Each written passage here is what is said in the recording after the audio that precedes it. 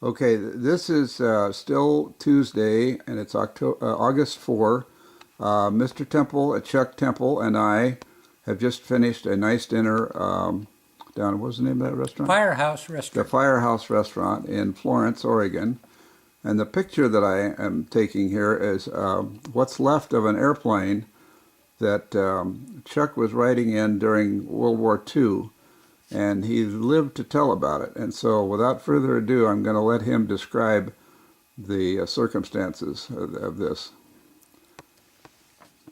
Well, this was April 15th, 1945, and we were trying to take off into a raid that had been coming in. The kamikazes had come in and were strafing the field and bombing the field, and then they would dive into the ships.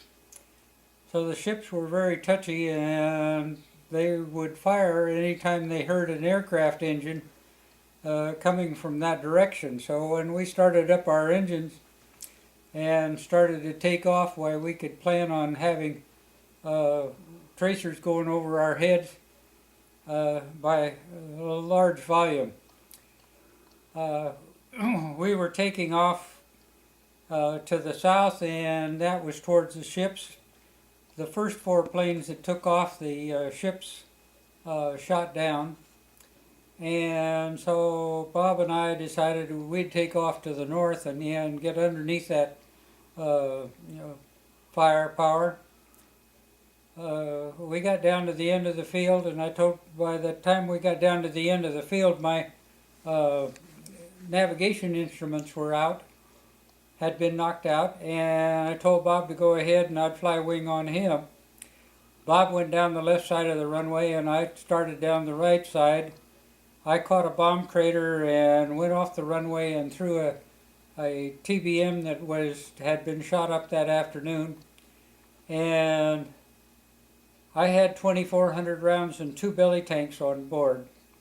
At the time I hit the TBM, I must have been doing about 90 miles an hour because I was just getting very light on my wheels and knew I was just about to get into the air.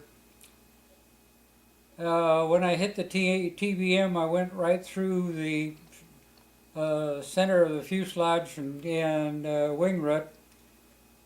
My belly tanks opened up, and of course that was 200 gallons of high octane gasoline.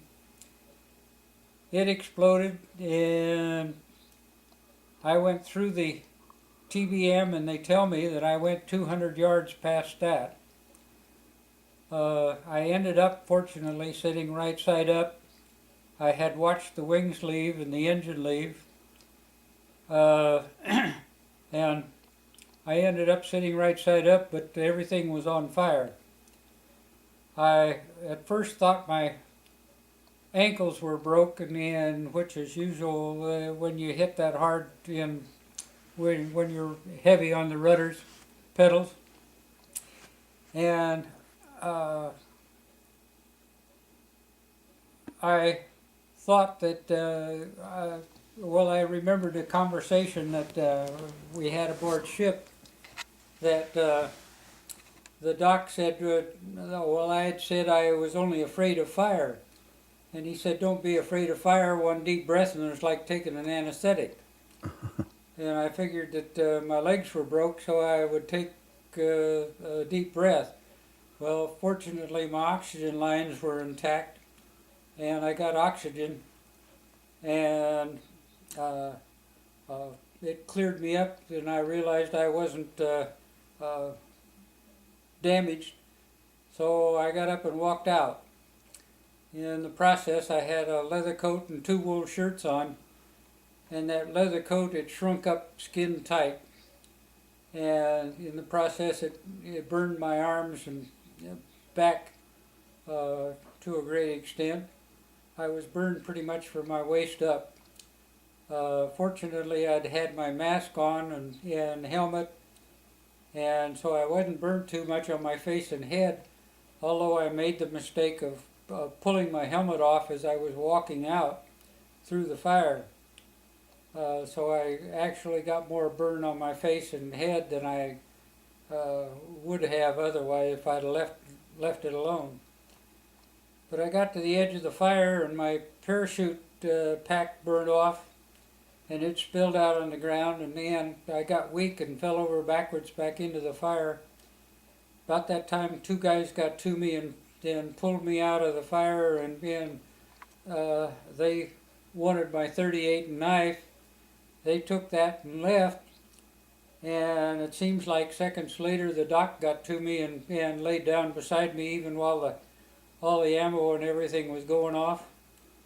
And of course we lit the field up nicely for the kamikaze, so they were having a field day.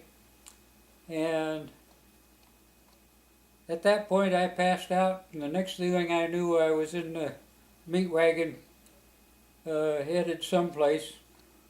And I went out again and came to in a dugout. And then I was in a tent for a while, and then I was in an old schoolhouse. And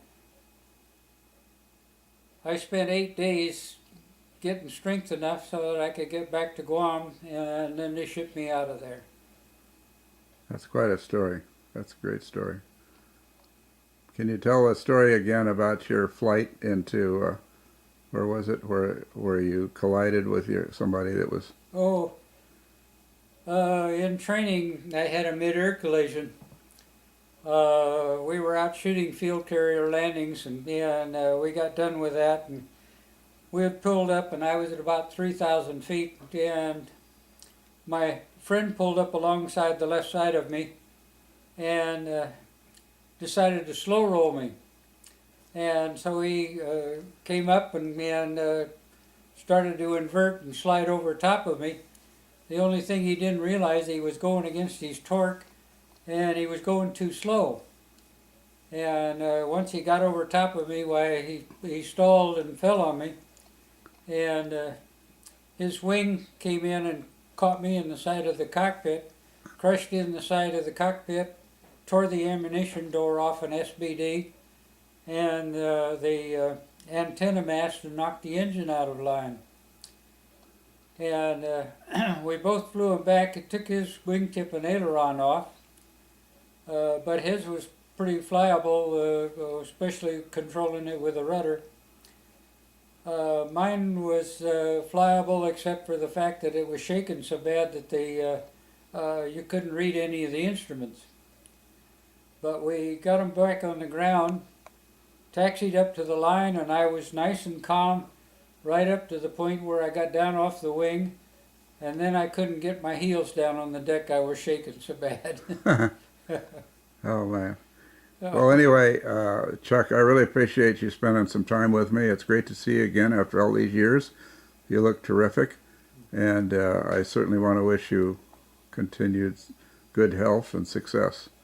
And thank you again for the tour of your shop and your home and everything else. Oh, it's been a pleasure, and I can't tell you how much I appreciate you coming over to see me. Well, it was a lot of fun. I wouldn't have missed it for the world. Okay, I'm going to shut the camera down here for now then.